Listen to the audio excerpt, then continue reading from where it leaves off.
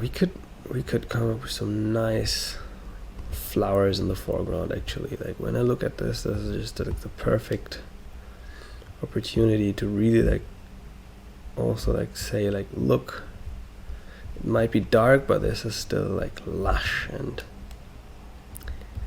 beautiful and nice and just like that. This is so cool. Okay, so actually just notice that I'm drawing on the background, which is actually not that bad because now I can just go in here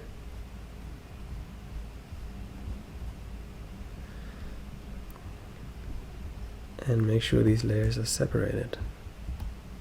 Okay, now I have to switch to the foreground because this already belongs to another layer, and just adding some flowers over here and really making it some big flower fields.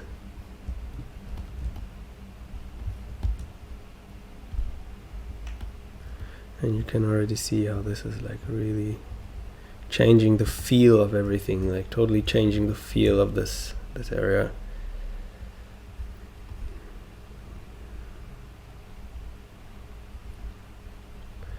And this is often a beautiful occasion. What I would like love to use here is this technique where you basically draw like a very fat object in the foreground, like a fat flower or something that is just like right there.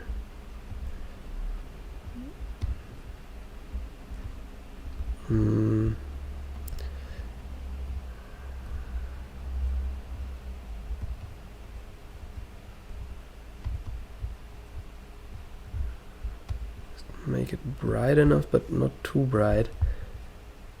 That could be the color, yeah. Just something that is somehow reflecting the foreground color. The sky color.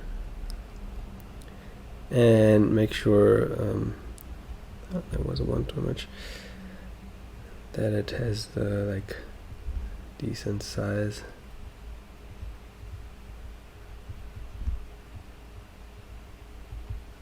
There we go.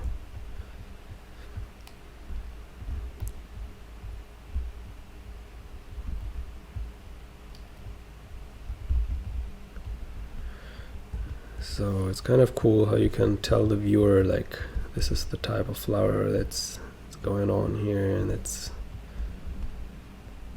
like I like that method of really implementing some things that are like tools, like almost photographic tools. Maybe having some of the larger flowers reappear here. That is it. Wow, so we can already see how it's creating depth. And now I'm going to merge. Yes, I'm going to do it. You heard right.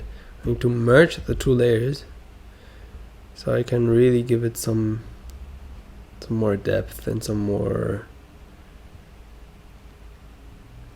like basically have more design freedom with all the layers. Same here. This is still pretty dark, this area.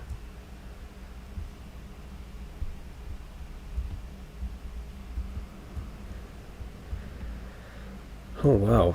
So this is still kind of a strange level of detail here with the tree. I'm really not sure about that one. Maybe we're going to get rid of it. I don't know. Like, you know, in the painting, nothing's certain, as it's all decisions, or the lack of decisions. So let's make sure we decide it here and we had an eye on it.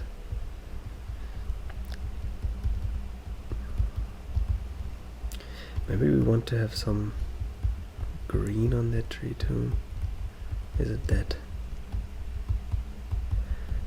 Make it a bit more appealing. Oh, that is interesting. I'm not sure if it's that, but it does something. Oh no, that wasn't the right stroke.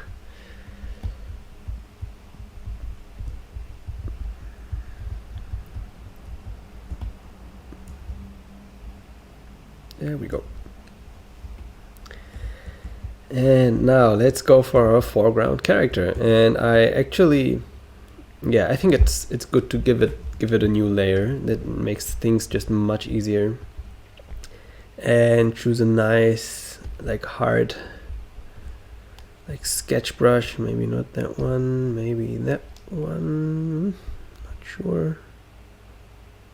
Not sure about that.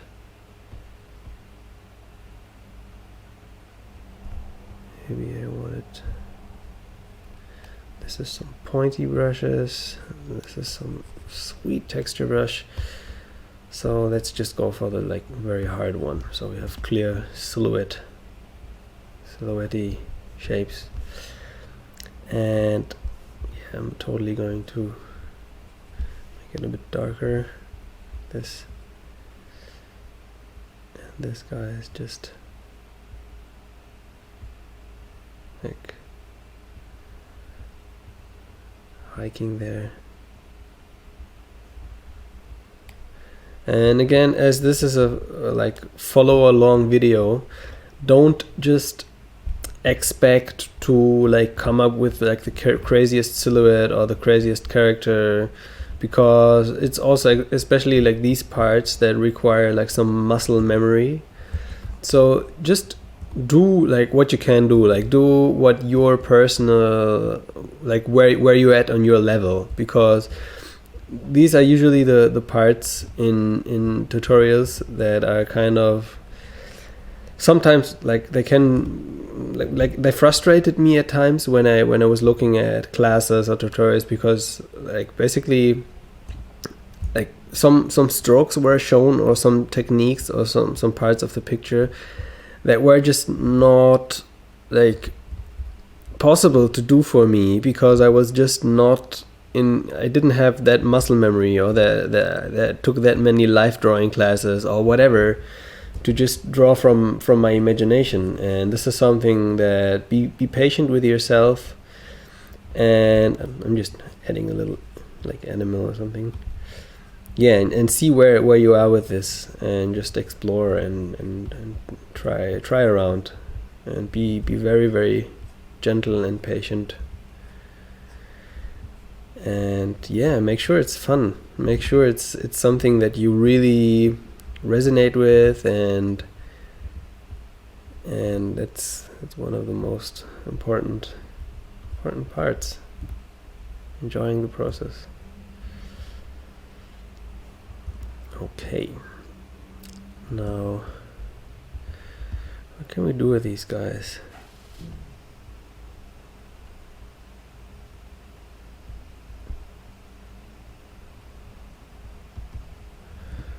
Some funky carrying animal thingy. Let's just lock that layer and then give it some nice textures. Oh, I'm on overlay mode, right?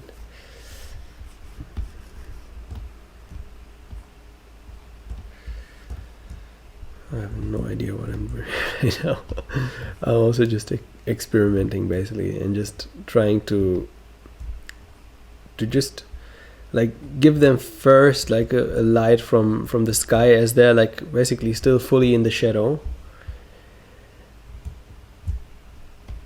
and from there on I just like use these shadowy parts to block out the rest of the geometry, to just say, okay, maybe there's like a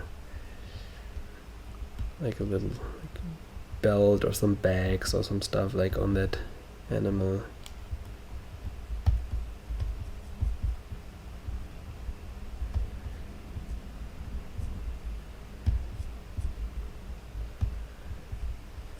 Also adding some of the anatomy, maybe like even adding a tail or something, just like that.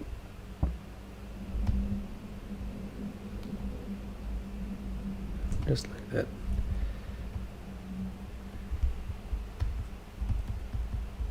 Yeah.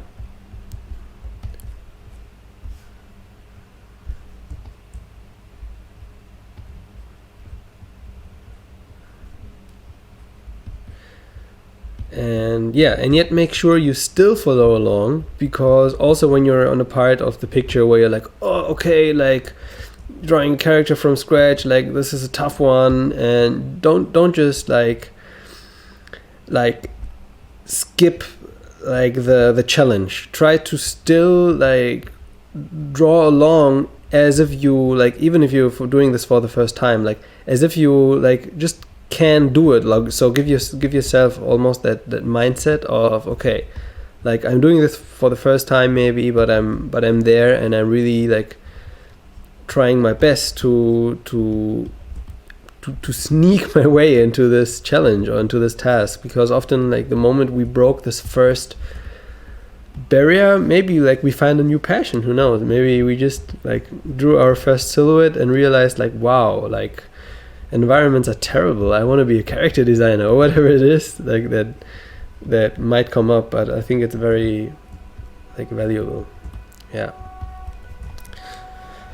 So like we have our two guys, like giant pig and our like 90s hoodie brother over here, or sister, who knows who's beneath that cape. And from here we can just maybe give it some colors and give it some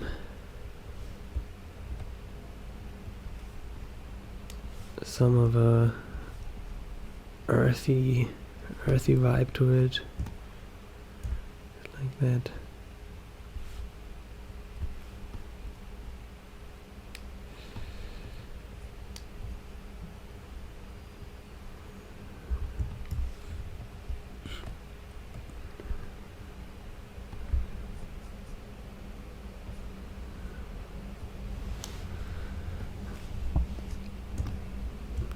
Okay.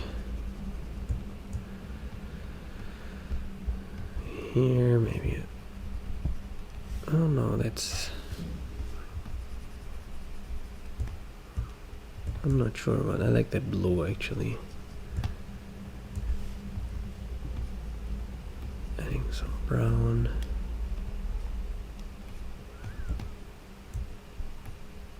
It appears almost white.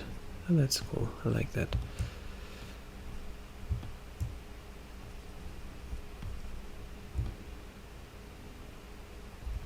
Okay, still we can have some like artificial light sources just to make the characters more readable. It's always a nice thing to do, even though they're in the shadow. Okay, now I think it just needs some like separation down here before we go into the next step. 1 second, let me just like let us create a new layer in case you're in the same situation as I am right now, and just like blend these layers into the grass. So I'm just going to pick the same grass brush here.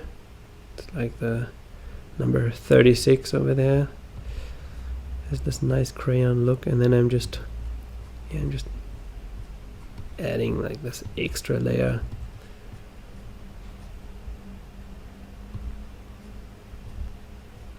Just making sure they're like nicely covered there.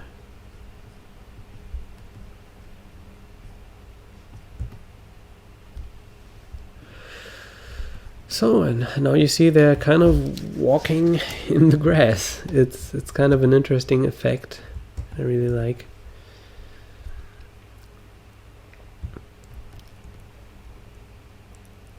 And I'm still not sure. Okay, I'm still not sure about this middle ground here.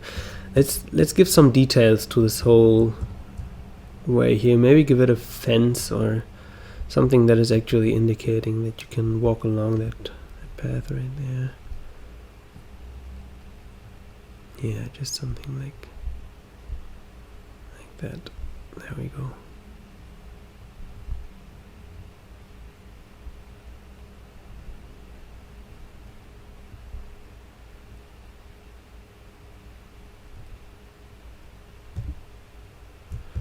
Yeah, that makes it a bit easier to catch for the eye. You know, it's like, again, it's like selling the eye. Like, look, there's a way, and it's really there. Look, there's even fences. You know, so now you can prove that there's a way. So like, just convince the eye, and it will be happy. Making this little way continue over there, just like that. So you can really show like some depth and some scale. Putting this crazy flower up here. I like when these like foreground elements and background elements just meet. It's kind of a like a sweet situation.